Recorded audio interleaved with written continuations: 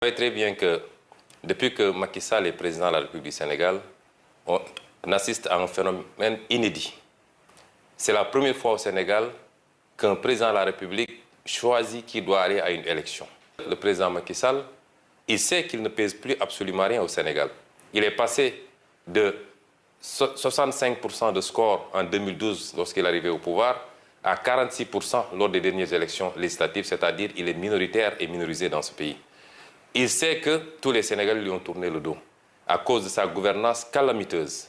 Mais aujourd'hui, sa stratégie, c'est de communiquer sur l'international, de se présenter comme le seul capable de diriger le Sénégal, de gérer les intérêts internationaux, d'assurer une stabilité du Sénégal dans un contexte sous-régional et régional extrêmement perturbé.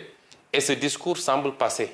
Parce que, pour ce faire, il instrumentalise un certain nombre de contextes. D'abord, le contexte du terrorisme.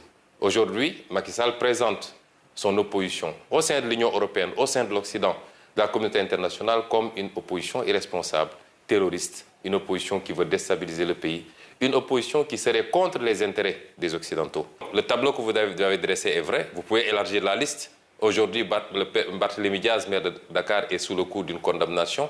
Et il est à la dernière phase, la cassation. Si la condamnation est définitive, non seulement il ne peut pas candidater, mais ses mandats de maire de Dakar et de député de l'Assemblée nationale sont compromis. Beaucoup d'autres opposants sont aujourd'hui dans ce cas-là. Qui donc va compétir en 2024 contre le candidat de Macky Sall parce que lui n'a pas le droit d'être candidat. Et ça ne relève pas de la démocratie et le peuple sénégalais ne l'acceptera pas. Alors justement, vous venez de soulever un point qui fait débat et qui fera débat, à savoir la question du troisième mandat. Alors Macky Sall n'a pas encore dit s'il comptait briguer ou pas un nouveau mandat. Il estime toutefois qu'en raison de la nouvelle constitution de 2016, il en a le droit parce que les compteurs des mandats présidentiels seront remis à zéro d'après lui. On entend certains de ses proches l'encourager à y aller. Alors, d'une part, en a-t-il le droit d'après vous? Et si il y va, qu'est-ce que vous allez faire? On voit que vous demandez des manifestations, des concerts de casseroles. Est-ce que vous seriez peut-être tenté par une stratégie de déstabilisation si jamais il saute le pas? Vous savez, le seul fait que ce débat se pose encore au Sénégal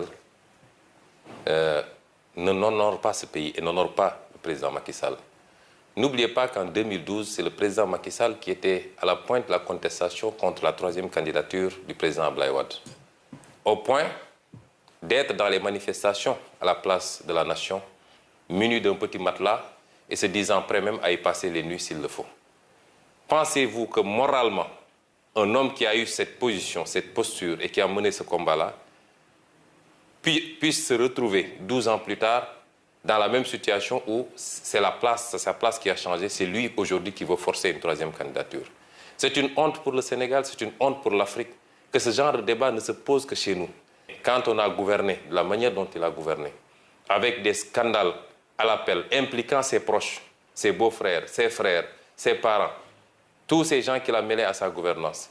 Quand on a gouverné par la brimade, en instrumentalisant la justice, en libérant les forces de défense et de sécurité sur les gens, quand on a gouverné de cette manière, on a toujours peur des lendemains. Mais sur le plan juridique, tous les constitutionnalistes sénégalais, vous voyez que chaque jour ou chaque semaine, il y a des panels. Je n'ai pas encore vu un constitutionnaliste qui dise le contraire. La question de la durée des mandats n'a rien à voir avec la question de la limitation des mandats. Et nul ne peut faire 2 mandats consécutifs. Cette phrase qui figure dans l'article 27 de la Constitution a résumé la question. Qu'est-ce qui va se faire? Cela relèvera du peuple sénégalais. Vous savez, ce n'est pas une question de Ousmane Sonko ou de X ou de Y. La preuve, s'il y a une question qui fait consensus entre l'écrasante majorité du peuple sénégalais, la société civile sénégalaise, les acteurs politiques de l'opposition et même des acteurs politiques du pouvoir, parce que de plus en plus des voix s'élèvent dans le pouvoir. On a même des démissionnaires qui disent rendre le tablier parce qu'ils ne peuvent pas admettre ce débat sur le troisième mandat.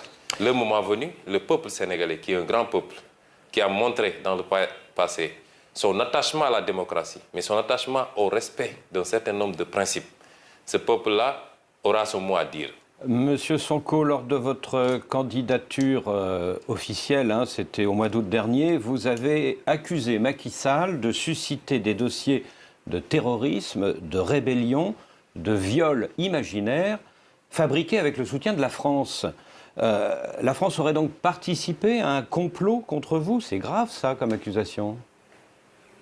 Ce que je veux dire, c'est qu'aujourd'hui, il y a un comportement. Pourquoi on l'avait dit justement? C'était que parce que vous, en tout cas un de vos organes, en l'occurrence France 24, RFI, s'était déplacé à Dakar pour faire un reportage tendancieux contre ma personne en essayant d'exploiter ce dossier de viol. Et de manière totalement partielle. Et aujourd'hui, lors des dernières discussions, en tout cas, des échanges qu'on a eu hier avec des responsables de RFI, eux-mêmes reconnaissent ce traitement tendancieux.